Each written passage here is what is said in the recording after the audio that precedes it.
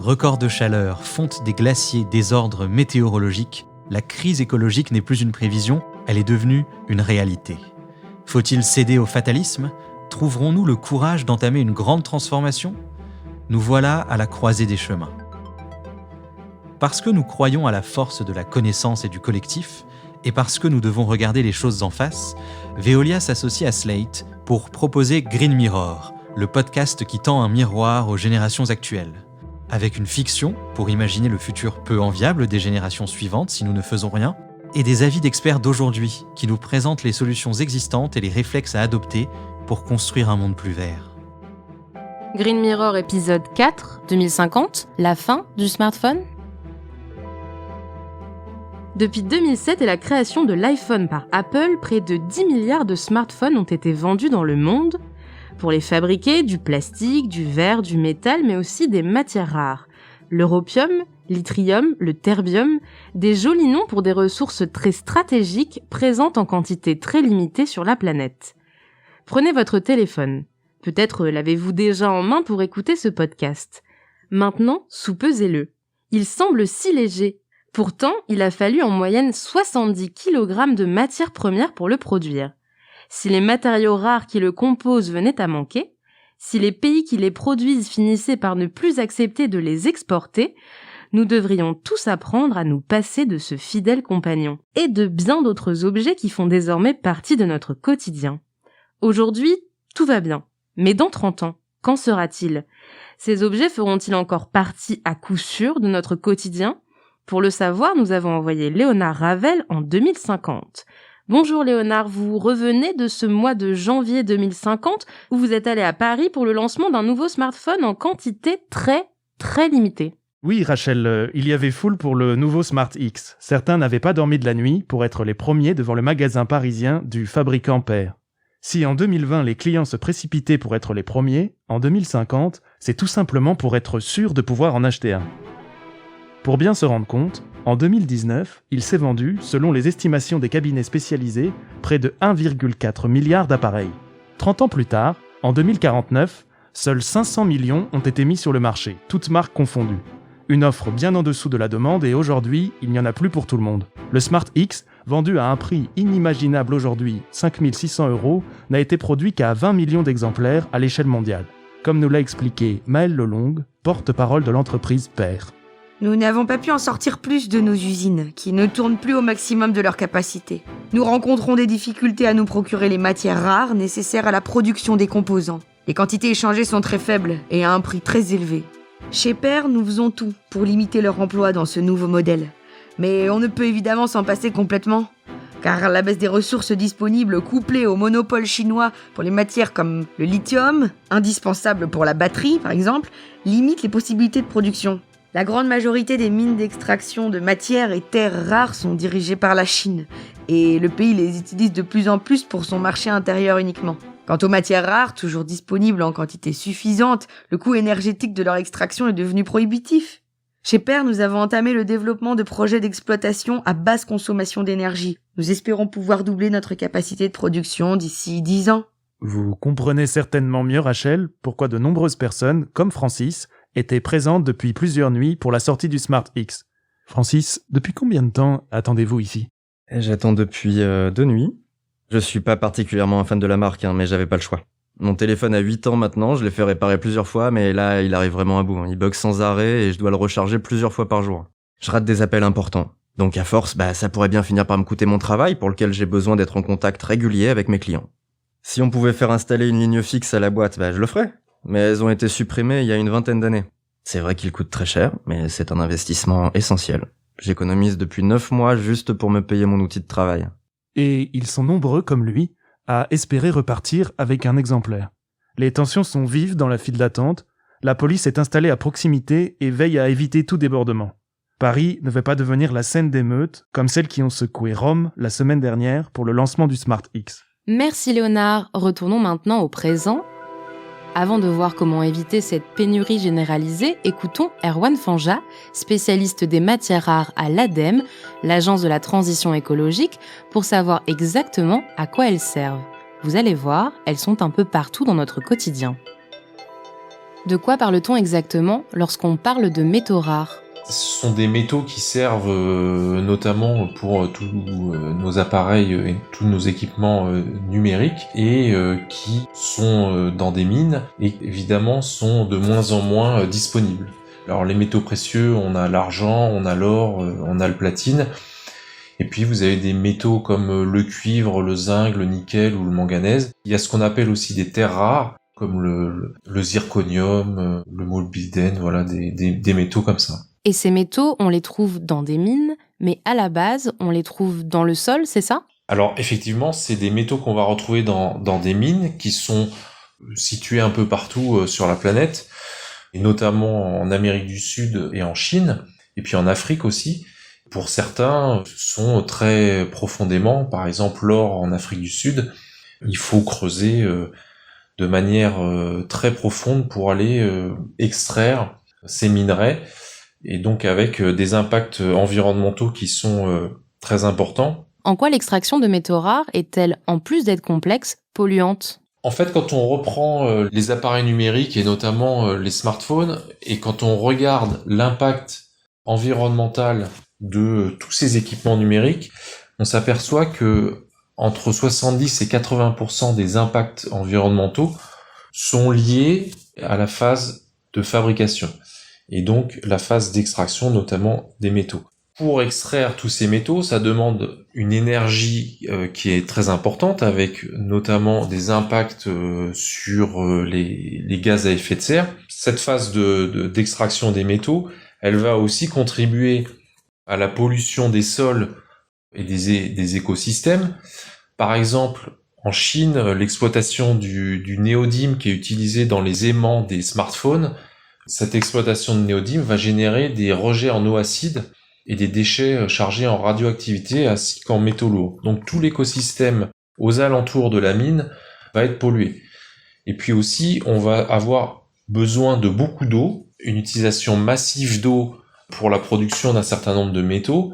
Et par exemple, en Amérique du Sud, quand on va aller extraire le lithium qui est très largement utilisé, notamment dans les batteries, donc les batteries des smartphones, mais aussi les batteries des véhicules électriques, et ben on va avoir des conflits d'usage avec les populations locales qui n'auront plus accès à l'eau potable. Et puis aussi, en République démocratique du Congo, on estime à 40 000 enfants qui travailleraient dans les mines de cobalt et de coltan, et notamment ce sont des métaux qui servent aussi à fabriquer des batteries. Ben, ça génère aussi des problèmes humains qui sont extrêmement importants, avec dans ces régions des conflits armés, puisque on a différentes bandes armées qui essayent d'avoir la maîtrise de ces mines. À quoi ils servent ces métaux ? Pourquoi on a besoin d'aller aussi loin pour les trouver ? Ils servent de plus en plus, puisque dans les années 1800, on utilisait dans l'industrie à peu près 10 métaux. En 1900, c'était 20 métaux différents qui pouvaient servir à la fabrication de l'ensemble de nos équipements. Et maintenant, par exemple, un téléphone portable contient un peu plus d'une cinquantaine de métaux. Et donc on va retrouver tous ces métaux, notamment dans les équipements du numérique, mais aussi on va les retrouver dans les voitures, on va les retrouver aussi dans les équipements qui vont favoriser la transition écologique. Donc par exemple les éoliennes, avec des aimants permanents qui sont composés de néodyme, mais aussi les véhicules électriques, puisque les batteries sont composées à partir de lithium. Donc on va avoir aussi une compétition entre tous ces métaux qui vont servir à la transition écologique pour lutter contre le changement climatique. Puis de l'autre côté, le nombre d'équipements qui est sans cesse croissant, et notamment sur le numérique. Est-ce que le fait que ces métaux rares et ces terres rares soient extraites uniquement dans quelques pays nous met à risque de pénurie dans les années à venir ? Effectivement, ça peut entraîner des pénuries. Il y a eu l'exemple notamment avec les terres rares il y a une dizaine d'années, et la Chine qui avait fermé le réservoir de distribution de ces terres rares. Et donc à partir du moment où c'est un seul pays qui diffuse à l'ensemble des pays un ou plusieurs métaux, à partir du moment où lui décide soit de les vendre beaucoup plus cher, soit d'arrêter la distribution peut arriver à des situations géopolitiques qui peuvent être importantes. Est-ce que d'ici quelques années, on pourrait aussi manquer de métaux rares ? Le nombre d'équipements, et notamment d'équipements numériques, est en croissance constante, d'un côté. D'un autre côté, on a des réserves qui sont encore disponibles, mais qui ont tendance à s'amenuiser. Donc, il peut y avoir d'ici entre 10, 40 à 100 ans, des risques croissants sur la disponibilité à moyen terme d'un certain nombre de métaux. Est-ce qu'on a une solution pour pallier cela ? Est-ce que le recyclage peut permettre de pallier une éventuelle pénurie ? Alors, les solutions, effectivement, elles existent. La première étant ce qu'on appelle l'économie circulaire, c'est-à-dire passer d'une économie où on va extraire, on va fabriquer les équipements, on va les utiliser et puis ensuite on va les jeter, à une économie qu'on appelle circulaire, où on va extraire de manière plus environnementalement efficiente les métaux. Ensuite, on va les fabriquer en faisant de l'éco-conception. Et puis ensuite, on va les utiliser, on va allonger la durée de vie de ces équipements. Et puis ensuite, on va pouvoir les recycler. Alors le recyclage, c'est ce qu'on appelle les mines urbaines. C'est-à-dire qu'il permet de récupérer un certain nombre de métaux. C'est la première chose. La deuxième chose, c'est que ce recyclage, il va pas permettre de reconstituer tous les stocks, puisque on est dans une utilisation croissante de ces métaux vu le nombre d'équipements qui ne cesse d'augmenter. Et puis il y a un certain nombre de métaux qui de toute façon sont perdus parce que ils se retrouvent par exemple dans des peintures ou ils se retrouvent dans des huiles. Dans le futur, si on est amené à manquer de ces métaux rares, de ces terres rares, qu'est-ce qui pourrait se passer ? Est-ce qu'on pourrait produire de plus petites quantités de smartphones ? Est-ce que les prix des téléphones pourraient augmenter ? Il va falloir s'adapter. Soit l'adaptation, elle sera soit technologique, en trouvant des nouveaux matériaux qui sont disponibles et qui pourraient remplacer les métaux utilisés actuellement. Et la deuxième possibilité, c'est que un certain nombre d'équipements qui sont fabriqués actuellement seront de moins en moins disponibles car beaucoup trop chers.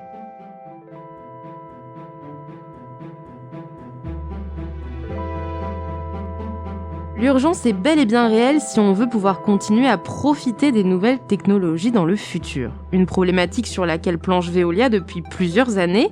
Parmi les sujets en réflexion, une montée en puissance de l'éco-conception, l'utilisation de matériaux recyclés et surtout la mise en place de mines urbaines, comme nous l'explique Estelle Brachlianoff, directrice générale adjointe en charge des opérations chez Veolia. Chose assez spécifique avec ces métaux rares ou ces terres rares, c'est qu'on n'en trouve que dans quelques endroits dans le monde. Ces mines, elles ne sont pas réparties partout. Les terres rares, c'est essentiellement en Chine qu'on en trouve. Le lithium, quasi exclusivement au Chili. On comprend bien que, du coup, on a un problème double qui est évidemment de leur rareté. Ces mines, une fois qu'elles seront épuisées, il n'y en aura plus. Mais aussi du fait qu'elles sont à un seul endroit dans le monde ou presque. Ce qui veut dire que ces pays, s'ils décidaient de reprendre totalement le contrôle de ces mines et en interdire l'accès à d'autres pays, on aurait un vrai problème géopolitique. Il n'est pas impossible qu'un jour, on ait du mal à produire et à acheter des téléphones portables parce qu'il n'y a plus assez de ces matières. Comment peut-on éviter les pénuries de matières rares ? Alors comment on peut éviter ces pénuries ? C'est là que la recherche et l'innovation interviennent. Et cette solution, c'est l'économie circulaire, c'est le recyclage. C'est les mines urbaines, puisqu'on les appelle parfois comme ça. Dans ce même téléphone portable qui consomme beaucoup de métaux précieux pour être fabriqué, plutôt que de le jeter dans une décharge ou de le brûler, peut-être qu'on devrait plutôt le recycler et refabriquer des nouvelles matières à partir de ça.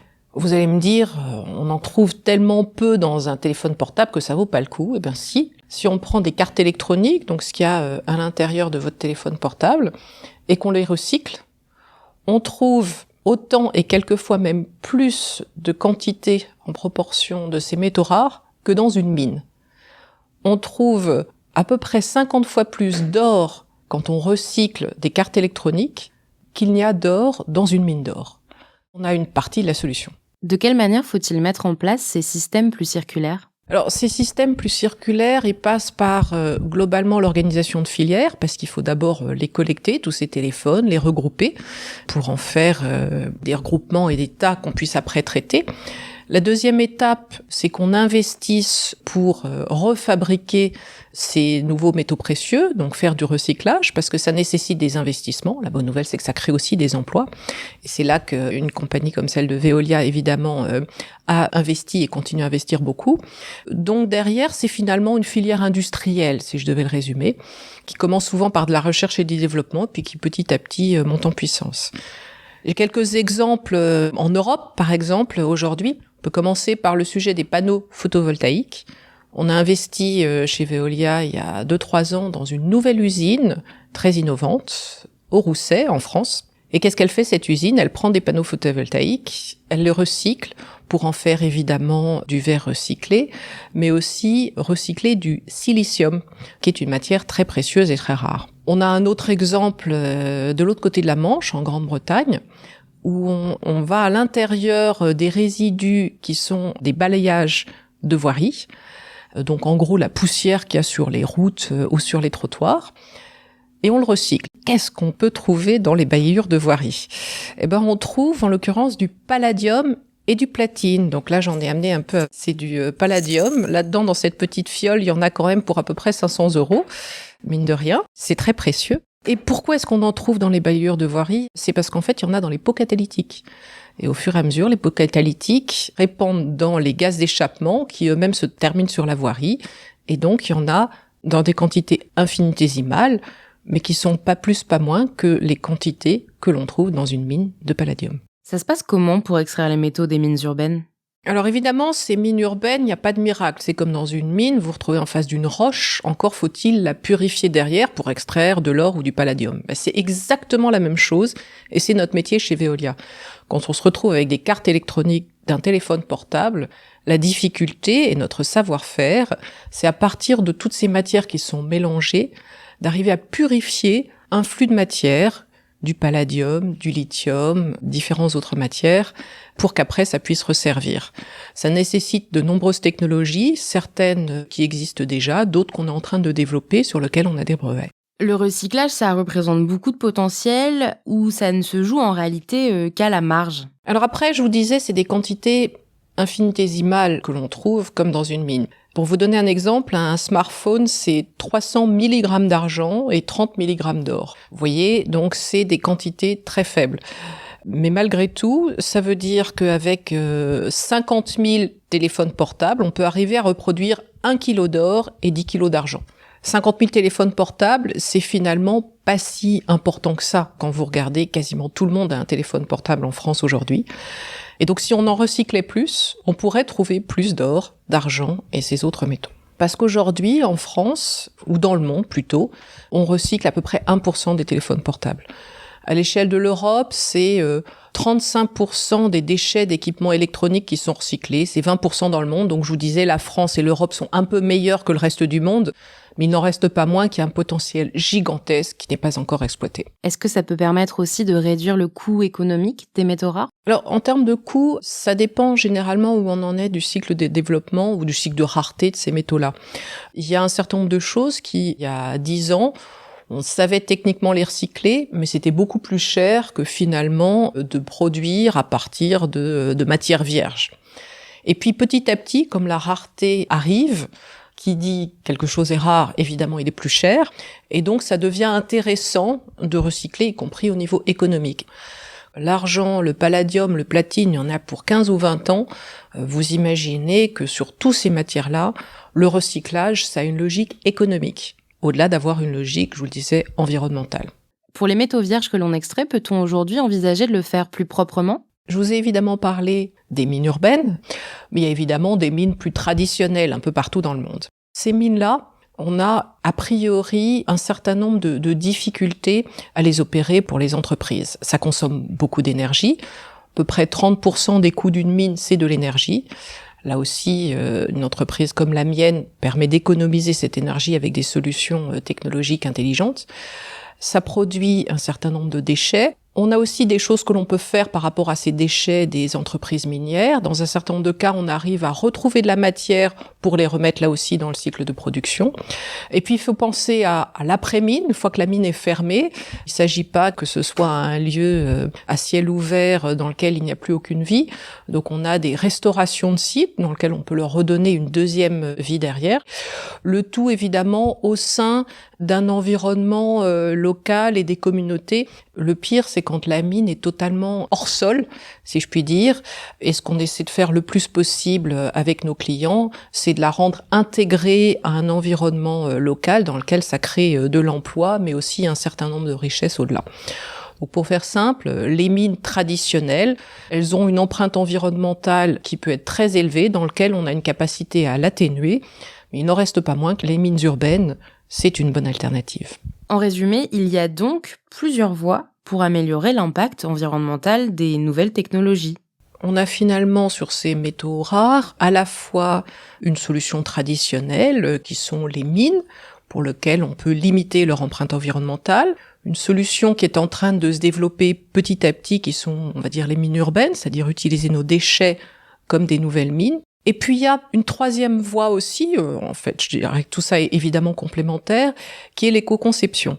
C'est-à-dire de travailler avec les metteurs sur le marché, les fabricants de téléphones portables, pour essayer de voir comment, dès le début, on conçoit ce téléphone ou cet objet électronique en l'imaginant une fois qu'on va le jeter, une fois qu'on va plus en avoir besoin, comment le rendre le plus recyclable possible, le plus facile à démanteler pour après aller trouver ces matières à l'intérieur de ce téléphone.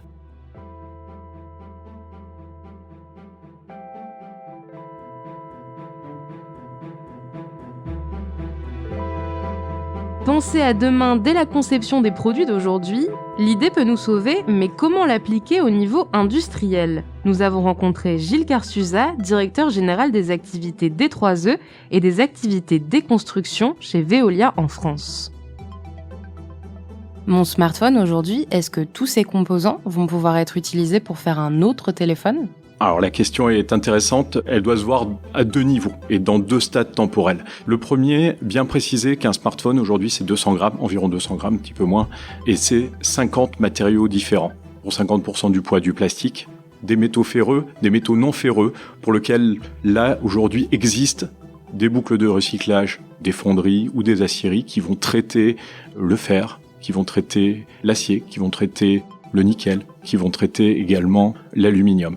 Après, on va avoir de gros éléments dans votre smartphone, ce sont les cartes électroniques. Et aujourd'hui, ces cartes électroniques, on est en train de créer des filières pour, à l'intérieur de ces cartes électroniques, passer par différentes technologies et être capable de massifier, de quantifier toutes les ressources dans un format qui permette derrière de les exploiter et de les remettre dans des schémas de production industrielle. Et est-ce que c'est plus coûteux de se fournir en matière recyclée qu'en matière vierge que l'on trouve dans des mines ? Très clairement, la mine urbaine, elle est différente de la mine géologique. Elle est différente à trois niveaux. Déjà, il y a évidemment une différence d'unité de lieu. C'est-à-dire une mine géologique, c'est une unité de lieu. Une mine urbaine, il va falloir que vous mettiez à disposition des moyens de collecte importants pour aller massifier, récupérer, collecter les gisements. Ça, c'est un élément. La deuxième chose, c'est la composition physico-chimique. J'en parlais tout à l'heure.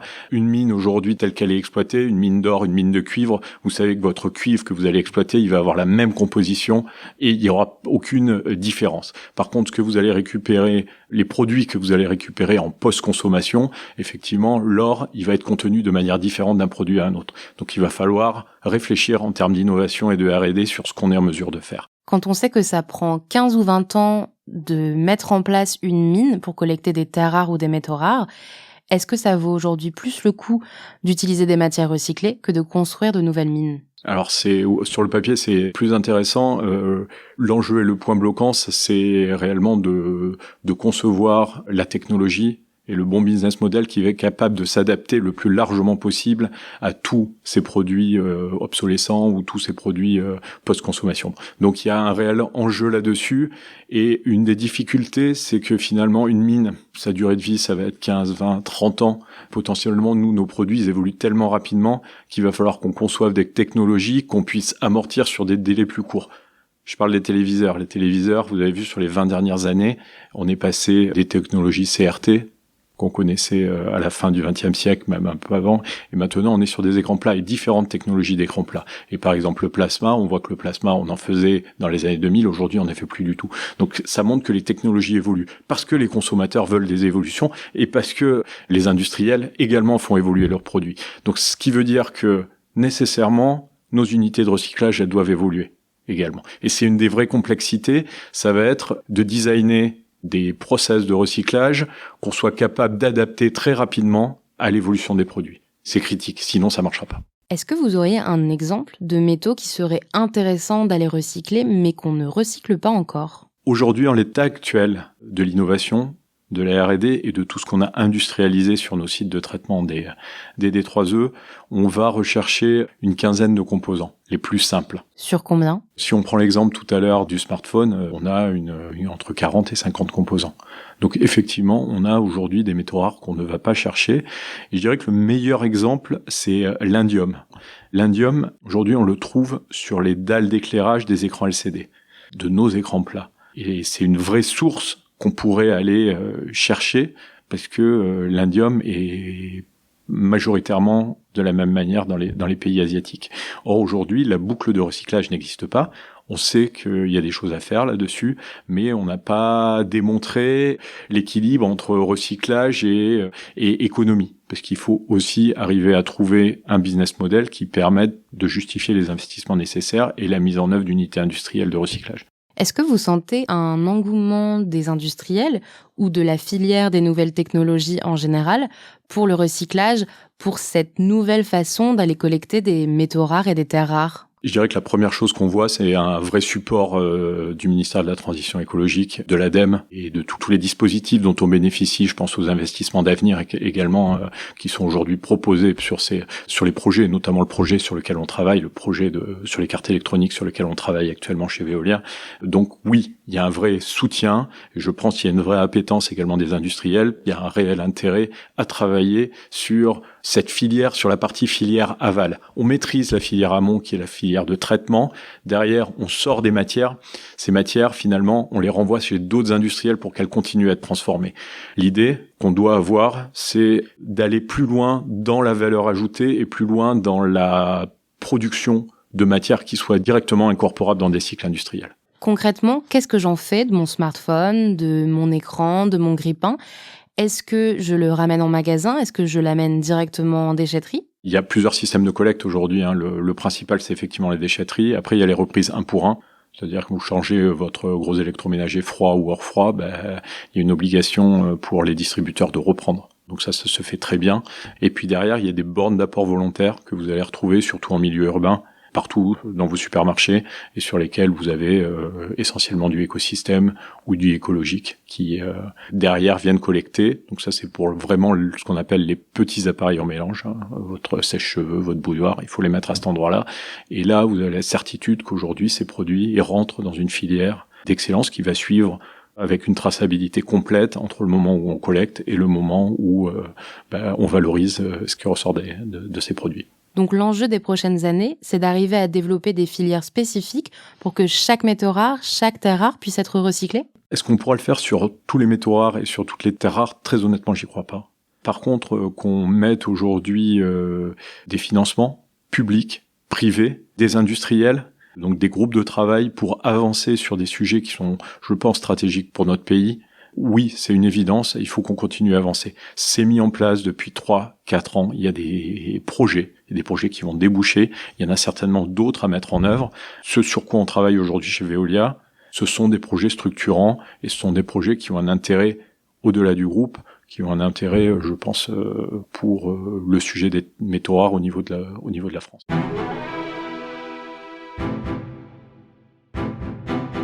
C'était Green Mirror, un podcast proposé par Veolia et produit par Slate, disponible sur votre plateforme de podcast préférée.